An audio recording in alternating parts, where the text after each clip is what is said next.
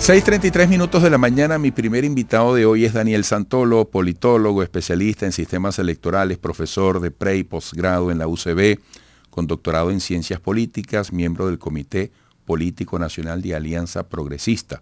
Daniel, buenos días, bienvenido. Buen día, Eduardo, gracias. Un gustazo estar aquí contigo hoy tan temprano. Así es, tú me decías que eres un insigne madrugador y Sí, me consta. tengo esa mala costumbre, pararme temprano. Te activas en Twitter tempranamente, sí señor. Mira, ¿cómo estás viendo esto de la conferencia propuesta por Petro? Acabo de leer que un representante del gobierno de Estados Unidos dice que Estados Unidos también podría estar allí. Sí, lo ve con buenos ojos. Yo de verdad celebro que Petro haya convocado ese encuentro. Ojalá se sume Brasil con Lula. Yo creo que a nosotros, a los venezolanos, nos conviene que demócratas, como es Petro, como es Lula, bueno, asuman una mesa de diálogo con el gobierno para tratar de llevar a este gobierno hacia el área democrática, hacia buscar soluciones al conflicto interno que no nos deja avanzar. Y eso solo se consigue con diálogo. Bueno, y lo demostró el presidente anterior de Colombia, Duque, la confrontación que nos trajo. Nada, absolutamente nada. Fueron 4 años perdidos de provocaciones, de confrontación. Yo espero que esta convocatoria, que como tú bien lo dices, parece que el gobierno de los Estados Unidos lo está viendo con buenos ojos, ojalá se logre, que participe México. Yo creo que el diálogo es lo que nos puede sacar de este atajo donde estamos inmersos. Y espero que también los Estados Unidos cambie la política hacia Venezuela. Yo en estos días decía, chale, hay que decir como los mexicanos, no me ayude, compadre. Porque de verdad que la visión que tiene Estados Unidos sobre el problema político en Venezuela es totalmente distorsionada. Y eso nos ha llevado a más conflictos, a más necesidades. Te escuchaba temprano, la economía estancada, bueno, el problema de la corrupción, del desvío de los recursos, para tratar de evitar sanciones. Estamos fuera del mecanismo internacional bancario. Entonces, eso no ayuda en nada al país. ¿Y quiénes pagan las consecuencias? Los más pobres, los más necesitados. Bueno, ahí está el ejemplo. Ayer estuve acompañando a los pensionados allí en la plaza del Banco Central de Venezuela, pasé un rato por allí. Bueno, personas pidiendo que se les mejoren después de 60, 70, 80 años de vida, estar mendigando un salario o una pensión digna. Bueno, eso hay que exigirle soluciones inmediatas y eso pasa por un gran acuerdo nacional, bueno, para reactivar nuestras empresas, para reactivar la producción. No puede haber producción si no hay consumo. ¿Cómo consume si no tiene salario? Bueno, y todo esto es un ciclo perverso donde está inmersa toda la población venezolana. ¿Cómo salimos de eso? Dialogando, ponernos de acuerdo, buscar mecanismos de integración con Colombia, con Brasil. Bien bueno que también leí que Petrobras va a colaborar con la empresa venezolana. Bueno, yo creo que eso hay que impulsarlo. Yo soy lo que digo, nosotros no podemos esperar al 2024 para un posible cambio de gobierno, tenemos que empezar a actuar ahorita para resolver los problemas, bueno, que agobian a todos los venezolanos. ¿Por qué nos cuesta tanto poner a Venezuela en el centro? Fíjate cómo se destrabó el juego y se abre el territorio hacia lo posible de manera interesante, solo con un cambio de gobierno en Colombia. No vamos a decir con quién simpatizan unos y otros, pero fíjate cómo esto, más allá de los actores de la política, ha sido visto con buenos ojos y abre unas puertas. Mira, en estos días Arturo Peraza, que va a ser designado rector de la UCAP, refiriéndose a uno de tantos que piden incluso más fuerza en las sanciones y el bloqueo contra Venezuela, él le respondía, mira, ¿usted cree que acabar con la enfermedad es matar al enfermo? Sí. Entonces, ¿qué pudiera pasar con estos esfuerzos, que ojalá vayan más allá de las palabras, en favor incluso de que el criterio para aplicar sanciones tome otras vías? Nosotros corremos el riesgo de que las sanciones se queden para siempre. Y eso es someter a Venezuela a una situación de inestabilidad perenne. Ese es un gran titular que has dado. Sí, porque nos van a convertir. Estamos en riesgo de que las sanciones se queden para como siempre. Ha pasado con otros países, porque son políticas implementadas por Estados Unidos como Estado, como gobierno, no solo de los demócratas o los republicanos, ya es una política de Estado. Bueno, y eso nos va a poner a nosotros, lamentablemente, a seguir buscando mecanismos para sobrevivir. Un país no puede estar sometido a sanciones, yo soy negado a eso, porque hoy nos toca a nosotros.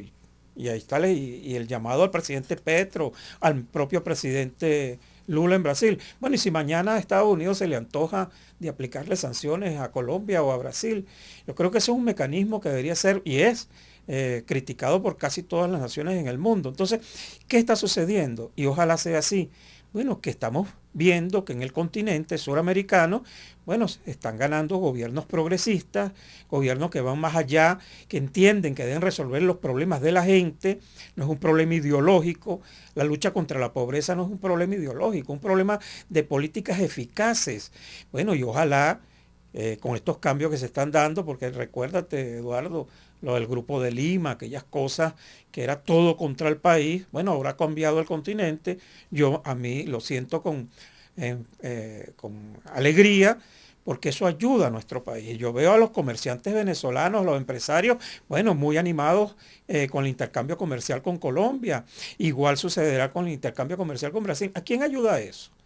A nuestros venezolanos, a nuestros trabajadores. Entonces, el problema de nosotros es resolver cómo buscamos mecanismos para solventar la crisis económica y social que estamos atravesando. Y eso pasa por el diálogo, nos guste o no nos guste. La política es el arte de dialogar, de entendernos. ¿Para qué? Para que las cosas mejoren. Ahora, si pidiendo sanciones vamos a resolver el problema, bueno, que alguien me lo explique.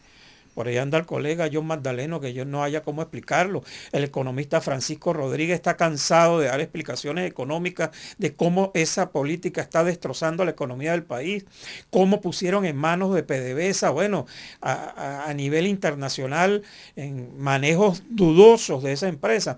Bueno, y eso es gracias también no solo al manejo irregular de la empresa, sino bueno, que se crean mecanismos para burlar las sanciones. Sale un buque de aquí a alta mar, en alta mar le cambias la bandera, le apagas el satélite que los localiza, no se sabe a quién se le vende el combustible. Bueno, y entonces, ¿cómo normalizamos eso? Bueno, entrando nuevamente a la comunidad internacional, y yo creo que eso debe ser una política que impulsemos todos, partidos políticos. Bien buenas las declaraciones del padre Arturo Peraza, que considero uno de los jesuitas más inteligentes en su área, en el área, porque es un estudioso de social, política. Bueno, bien bueno, que cambiemos también esa visión, que la iglesia se pronuncie, que se pronuncie en las universidades. Es por el bien del país. Y yo creo que eso es lo que hay que buscar. Amigos, están escuchando a Daniel Santolo, para quienes nos siguen por radio, además de la televisión, politólogo especialista en sistemas electorales. Daniel, hablando de la política, el tiempo avanza, cada vez estaremos más cerca, nada más y nada menos que de unas presidenciales y al año siguiente, 2025, parlamento, gobernaciones y alcaldías, no es poca cosa. ¿Tú sientes que se hace visible una evolución en la dinámica política desde la necesidad que cualquiera tiene, de entender los mensajes? Mira, yo creo que ahí yo he acuñado por ahí un término que no me gusta mucho a veces utilizarlo, pero es lo que yo he llamado la indigencia política. El país y la dirigencia política están divorciados totalmente. El país va por un lado totalmente diferente, y eso te lo dicen todos los estudios de opinión, con el discurso político, de algunos que se hacen llamar líderes políticos. Bueno, hablando de situaciones que no les interesa a nadie. Ahorita tenemos una competencia de egos allí en unas posibles primarias para octubre. Bueno, que tú escuchas los discursos de los compañeros precandidatos. Bueno, ¿y qué le están diciendo al país? Una competencia intestina, ofensas van, ofensas vienen, acusaciones de todo tipo. Y yo no he escuchado a nadie planteando un proyecto de país. Y faltan 6 meses nada más. 6 meses. Y después de esos 6 meses vienen las elecciones presidenciales. Entonces, parece que no hemos aprendido en 22 años cómo enfrentar a este sistema de gobierno que se ha venido enquistando en todas las instituciones y recovecos del país. Entonces hay que buscar un mecanismo primero de convencer a la gente que hay una salida electoral, democrática, constitucional. ¿Y una salida para qué? para mejorar, con un proyecto de país que le diga a la gente que sí es posible desarrollarnos, mejorar, pasar a ser un país, salir de este atolladero donde estamos y convertirnos en un país atractivo de inversiones. Bueno, pero eso pasa por un gran acuerdo. Bueno, y el primer acuerdo tiene que venir de los sectores de oposición.